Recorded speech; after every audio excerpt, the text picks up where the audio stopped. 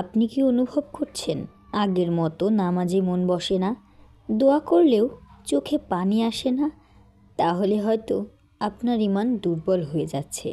কিন্তু সুখবর হলো, মৃত হৃদয়ও আবার জীবিত হতে পারে। আসসালামু আলাইকুম ওয়া রাহমাতুল্লাহ। এই দুনিয়ার সবচেয়ে মূল্যবান জিনিস কি জানেন? না টাকা, না সৌন্দর্য, ক্ষমতাও না। সবচেয়ে মূল্যবান সৌন্দর্য হলো ঈমান। কারণ ঈমান থাকলে একজন গরিব মানুষও আল্লাহর কাছে সম্মানিত হতে পারে। আর ঈমান না থাকলে পুরো পৃথিবী পেয়েও মানুষ ব্যর্থ। কিন্তু সমস্যা হলো, ঈমান সবসময় একই রকম থাকে না, কখনো বাড়ে, কখনো বা কমে। সাহাবীরাও এটা অনুভব করতেন। হজরত হানজালা রাহমাতুল্লাহ সাল্লাম একদিন কাঁদতে কাঁদতে বললেন, হানজালা মুনাফিক হয়ে গেছে। কারণ রাসূল সাল্লাল্লাহু আলাইহি ওয়াসাল্লামের সামনে থাকলে তার ঈমান অনেক বেড়ে যেত, আর দুনিয়ার কাজে ব্যস্ত হলে সেই অনুভূতি কমে যেত। তখন নবীজি সাল্লাল্লাহু আলাইহি সাল্লাম বললেন, যদি তোমরা সবসময় সেই অবস্থায় থাকতে, ফেরেশতারা তোমাদের সাথে মুসাফা করত। সহিহ মুসলিম। মানে ঈমান ওঠানামা করে, তাই এটাকে বাড়ানোর চেষ্টা করতে হবে। বোনেরা, আজ আমরা জানব ঈমান বৃদ্ধি ও সুদৃঢ় করার সবচেয়ে কার্যকর উপায়গুলো। 1. অর্থসহ কুরআন পড়ুন। অনেকেই শুধু তিলাওয়াত করেন কিন্তু বোঝেন না, কুরআন কিন্তু শুধু পড়ার জন্য না, এটা হৃদয় পরিবর্তনের জন্য। আল্লাহ বলেন, মুমিন তো তারাই যাদের সামনে আল্লাহর আয়াত পাঠ করা হলে তাদের ঈমান বেড়ে যায়। সূরা আনফাল আয়াত নাম্বার 2। একটা আয়াত যদি মন দিয়ে বোঝেন, তা আপনার জীবন বদলে দিতে পারে। উমর রাহমাতুল্লাহ সাল্লাম ইসলাম গ্রহণের আগে যখন সূরা তহা শুনলেন, তার হৃদয় কেঁপে উঠেছিল। কারণ কুরআনের শব্দ শুধু কানে যায় না, এটা আত্মাকে নাড়িয়ে দেয়। প্রতিদিন অন্তত 10 মিনিট অর্থসহ কুরআন পড়ুন। 2. বেশি বেশি জিকির করুন। হৃদয়ে মরিচা পড়ে যায়, আর সেই মরিচা পরিষ্কার করার উপায় হলো জিকির। রাসূল সাল্লাল্লাহু আলাইহি ওয়াসাল্লাম বলেছেন, প্রত্যেক জিনিসের একটি পালিশ আছে, আর হৃদয়ের পালিশ হলো আল্লাহর জিকির। বাইহাকি। সুবহানাল্লাহ, আলহামদুলিল্লাহ, লা ইলাহা ইল্লাল্লাহ। এই শব্দগুলো শুধু উচ্চারণ করবেন না, এগুলোর কিন্তু হৃদয়েরও ওষুধ। আল্লাহ বলেন, আল্লাহর জিকিরের মাধ্যমে হৃদয়ের প্রশান্তি লাভ করে। সূরা রাদ আয়াত নাম্বার 28। আপনি যখন একা থাকবেন, মন খারাপ থাকবে, তখন শুধু বলুন আস্তাগফিরুল্লাহ, দেখবেন হৃদয় ধীরে ধীরে হালকা হয়ে যাচ্ছে। 3.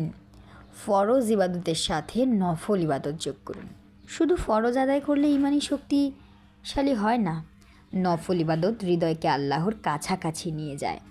হাদিসে কুদসিতে এসেছে, আমার বান্দা নফল ইবাদতের মাধ্যমে আমার নৈকটবর্তী হতে থাকে, অবশেষে আমি তাকে ভালোবাসতে শুরু করি। সহিহ বুখারী। তাহাজ্জুদ, 2 রাকাত নফল সালাত গোপনে দান করা, এই ছোট আমলগুলোই মানুষকে আল্লাহর প্রিয় বান্দায় পরিণত করে। যে ব্যক্তি গোপনে আল্লাহকে ডাকে, আল্লাহ কখনো তাকে ফিরিয়ে দেন না। 4. গুনাহ থেকে দূরে থাকুন। প্রত্যেক গুনাহ ঈমানকে দুর্বল করে দেয়।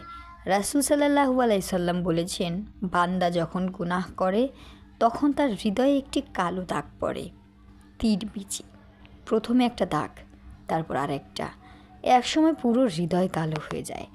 কিছু গুনাহ আছে যা মানুষকে বাইরে থেকে স্বাভাবিক রাখে কিন্তু ভেতর থেকে ধ্বংস করে দেয়। হারাম সম্পর্ক, অশ্লীলতা, মিথ্যা, গোপন পাপ, এসব ধীরে ধীরে ঈমানের আলো নিভিয়ে দেয়।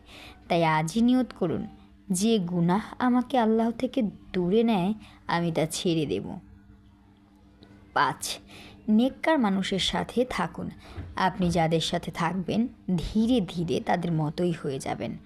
রাসূল সাল্লাল্লাহু আলাইহি ওয়াসাল্লাম বলেছেন, মানুষ তার বন্ধুর দিনের উপর থাকে। তিরমিজি। যদি বন্ধুদের আড্ডা শুধু গীবত, গান আর গুনাহে ভরা হয়, তাহলে হৃদয় কঠিন হবেই। কিন্তু যদি এমন মানুষের সাথে থাকেন যারা নামাজের কথা মনে করিয়ে দেয়, তাহলে ঈমান বাড়বে। সাহাবীরা একে অপরকে বলতেন, চলো কিছুক্ষণ ঈমান বাড়িয়ে নিই। কি সুন্দর ছিল তাদের জীবন। ছয়, আল্লাহকে চিনুন, আসমাউল হুসনা শিখুন। আপনি কি জানেন আল্লাহকে যত বেশি চিনবেন ঈমান তত বেশি বাড়বে? যখন বুঝবেন তিনি আর রহমান, অসীম দয়ালু, তিনি আল গফুর, বারবার ক্ষমাকারী, তিনি আল ওয়াদুদ, বান্দাকে ভালোবাসেন, তখন আপনার ইবাদত শুধু দায়িত্ব থাকবে না, ভালোবাসায় পরিণত হবে। কুরআনে আল্লাহ বলেন, আল্লাহর জন্য সবচেয়ে সুন্দর নামসমূহ, তোমরা তাকে সেই নাম ধরে ডাকো। সূরা আরাফ আয়াত নাম্বার 180। 7, দোয়া করুন। ঈমান আল্লাহর পক্ষ থেকেই আসে। সবশেষে মনে রাখবেন, ঈমান শুধু নিজের চেষ্টায় আসে না, আল্লাহ না চাইলে কেউ হেদায়েত পায় না। রাসূল সাল্লাল্লাহু আলাইহি ওয়াসাল্লাম প্রায়ই এই দোয়া পড়তেন, ইয়া মুকাল্লিবাল কুলুব সাব্বিত কলবি আলা দিনিক। অর্থ, হে অন্তরসমূহ পরিবর্তনকারী, আমার হৃদয়কে আপনার দিনের উপর অটল রাখুন। তিরমিজি। যিনি ছিলেন সবচেয়ে বড় মুমিন, তিনিও ঈমানের স্থিরতার জন্য দোয়া করতেন। তাহলে আমরা কত বেশি মুখাপেক্ষী? হয়তো আপনি অনেক গুনাহ করেছেন, হয়তো অনেক দূরে সরে গেছেন, কিন্তু এখনও সময় আছে। আল্লাহ এখনও অপেক্ষা করছেন আপনি ফিরে আসবেন বলে। আজ রাত থেকেই শুরু হোক নতুন জীবন। একটু কোরআন, একটু জিকির, একটু কান্না, আর অনেকটা আল্লাহর দিকে ফিরে আসা।